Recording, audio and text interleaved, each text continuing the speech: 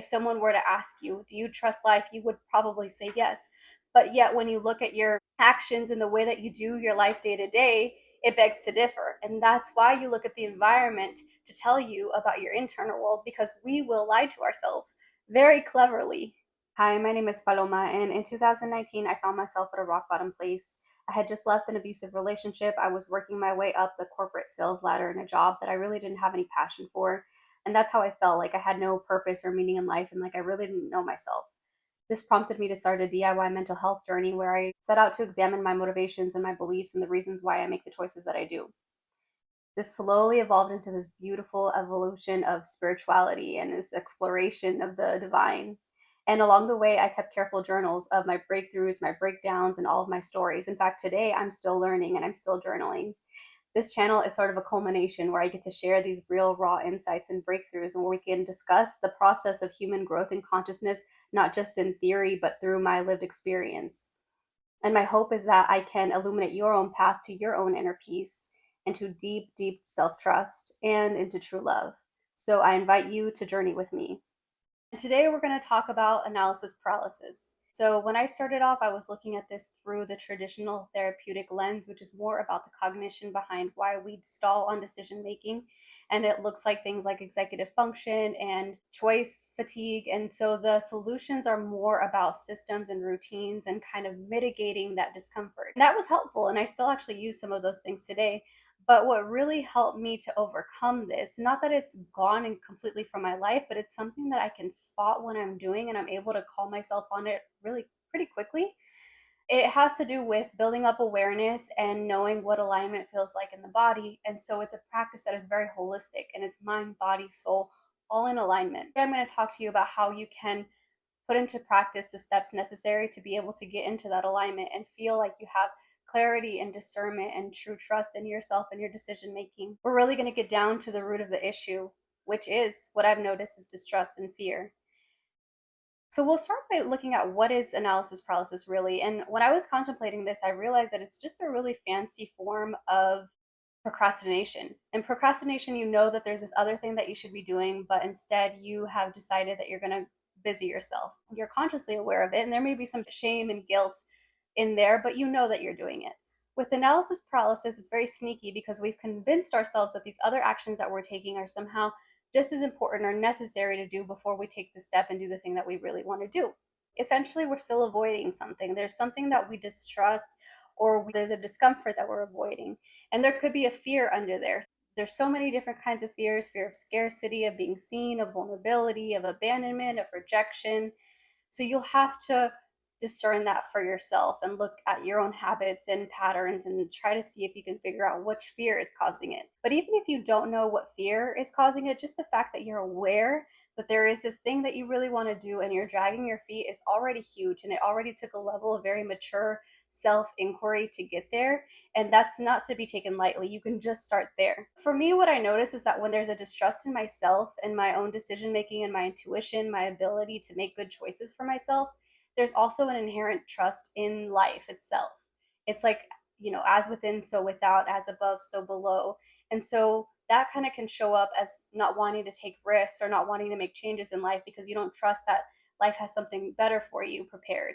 It also could look like trying to control outcomes, and being very strategic is another way that we can see that there's a distrust, even if you don't realize it, even if you don't consciously know. If someone were to ask you, do you trust life? You would probably say yes. But yet, when you look at your actions and the way that you do your life day to day, it begs to differ. And that's why you look at the environment to tell you about your internal world, because we will lie to ourselves very cleverly. On that topic, it's great to discuss how this shows up. So that could be work.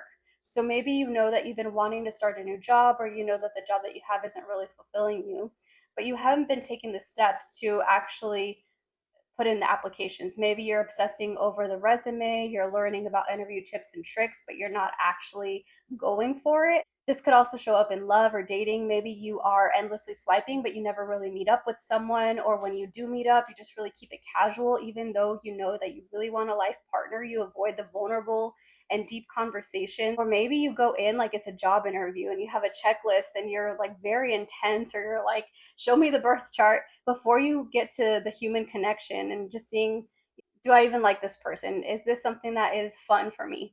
For me personally, I noticed this in spiritual seeking, which I talked about at length in my video, the personal development trap. Now, this one, it seems like it's something very devotional and very noble, and like I'm on this quest for something bigger than myself. But there does come a point where I had to be honest that I was more in my head in the accumulation of knowledge than it was the application of it. Not that it always was, but it wasn't balanced. And I'll link that video as well, just in case it's something that really particularly applies to you and it's something that you want to go into. Another way that it shows up for me is over uh, intellectualizing my feelings. So there will be some kind of thing that happens in my environment that kind of gets me in my emotional world, but instead of admitting to myself how I feel, I'll go into a rationalization and I'll start looking at it like as if I was some kind of philosopher. And I'm like, oh, in the human condition, one tends to, and I look at it from this objective lens to avoid my feelings. And another way that this showed up for me was actually my YouTube channel. So I had the idea for a YouTube channel a couple years ago. And at the time, what I ended up doing was taking Skillshare courses. I watched a ton of YouTube videos on how to start a channel, and I never actually did it. And that kind of just slipped away from me. When you get to the root of what's behind analysis paralysis, besides the fact that there's distrust and there's fear, there's also a wound that has not been integrated yet. There's some part of you that you're not even aware of that is hurting and is getting your attention in this way.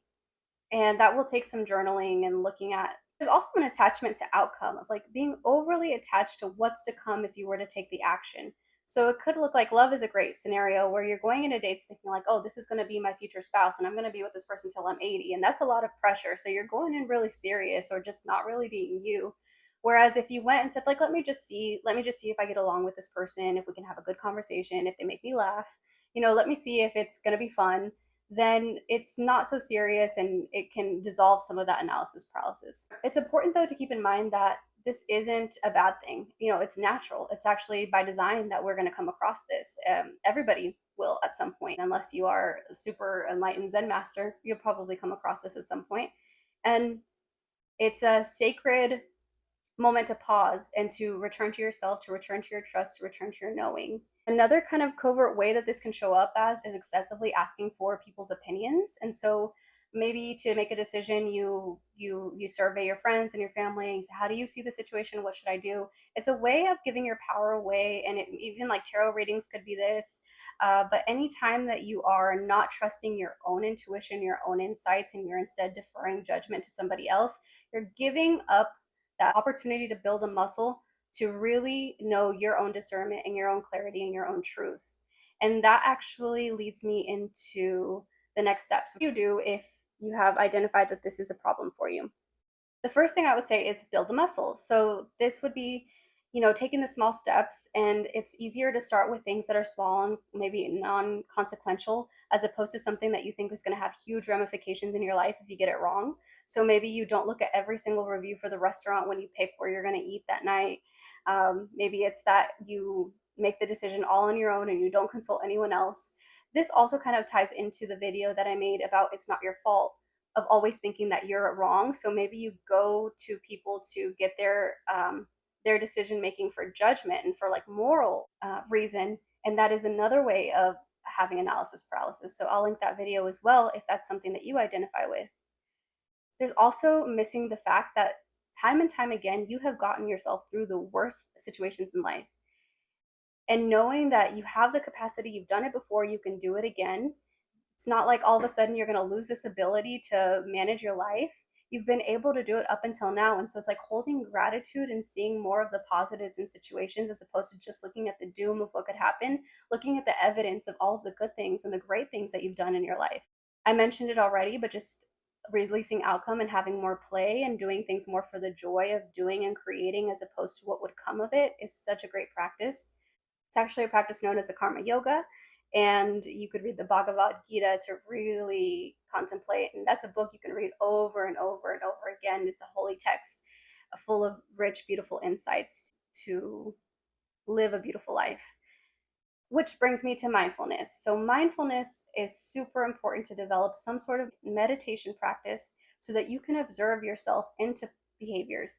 If you don't get into the habit of observing your mind, you will fall into the same loops day in and day out and then wonder why your life isn't changing or progressing or why you see yourself in the same situations. And you can pick whatever mindfulness practice suits you and that you can stay consistent with. If you start with just 2 minutes and then build your way up, that's perfect. But there's a lot of different ones out there, and I can make a separate video to guide you through what I do and what helps me. But it's really important just to not judge yourself. Whatever practice you do, it's inevitable. You're going to get into meditation and your mind is going to wander. And the most important thing to remember is that when you catch yourself with a wandering mind, that you come back to the breath. You realize, oh my gosh, for the past 10 minutes, I've been following this story about the time that I ran into the receptionist at the grocery store, blah, blah, blah. And you realize that you've been doing that, and then you come back to the breath. And it's a celebration. It's not that you did something wrong. It's not like, oh, I spent 10 minutes in my mind. No, it's like, oh, I realized that I was in my mind. And that's a win. But it's not like go and celebrate the win and start a new thought process, but see it for what it is and then let it go. Next is community support. So, having a group, it could be online, it could be one person in your life where you can be honest and vulnerable and you can share and say, hey, I need to go to this doctor appointment. I've been putting it off because I'm afraid. Can you go with me? Or, hey, can you sit in the car while I go to this job interview? I'm terrified. Can you FaceTime me while I'm getting ready for this date and hype me up because I'm scared? Ask for help, be vulnerable. We need each other. And when you have someone who's on your side, who's your biggest cheerleader, life just doesn't seem so daunting and it doesn't seem so scary. And the last thing would be journaling and having self-reflection. Journaling is so beautiful. It's so beautiful to see your thoughts on paper because you can see patterns, you can see how your journals develop as your practice grows and how your internal dialogue changes and shifts, and you can see things that you wouldn't really admit to yourself. Somehow putting it on paper creates a little bit of distance and you can really open up. It's a beautiful practice to get into, and you don't have to do it every single day, but maybe like with the moon cycles, new moon, full moons are a great way to start. Whenever you just have a lot on your mind, you can journal. And I actually thought of one more thing that helped me, and I don't know that this is necessarily healthy or like the right approach or something to advocate, but it's the truth of what helped me. And that is that I realized that I felt the weight of lost time. And so I felt the heaviness of seeing kind of my life pass me by and how my fears were keeping me from really just living the way that I want to live and being who I want to be. And this weight of lost time, I saw it in plant ceremony and also completely sober. I call it a time warp, and I can make an own video on time warps. But it's that moment where you realize that life is composed of just fragments and series of one moment at a time. And knowing that I'm missing those moments in fear, in rumination, in looking ahead. And that to me is terrifying. It felt absolutely terrifying to see it and feel it and live and stay there.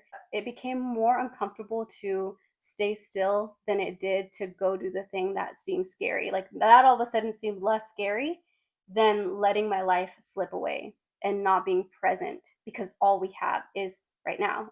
Just remember that all of these moments are sacred checkpoints to realign and to keep bringing you back to yourself.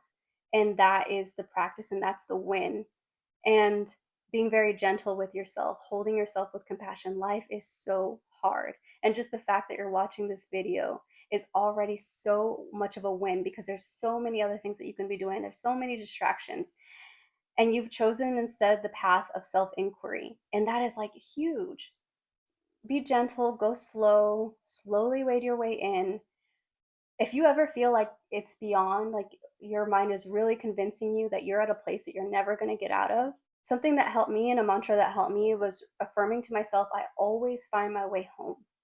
I will come across the people, the situations, the sign. My soul will not let me wander off too far. It will always call me back. and I'm here and I'm listening. And the more that you do bring yourself back and you see that you were at this place where you thought mentally you were not going to recover and you did, and then you do it again and you do it again and you do it again, you really start to trust yourself that no matter what happens, you're going to be able to come home, no matter how convincing the moment is that you won't. Okay, I'm so happy you're here. Thank you so much for taking the time. I'll see you in the next video.